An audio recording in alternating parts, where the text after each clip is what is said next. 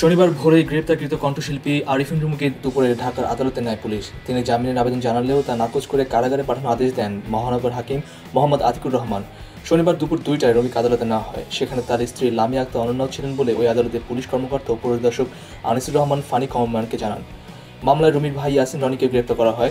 আদালত থেকে তাকেও কারাগারে পাঠানোর নির্দেশ দেওয়া হয়েছে। তবে অপর আসামি মা নাসিমা বেগম রোজিকে পলাতক দেখানো হয়েছে।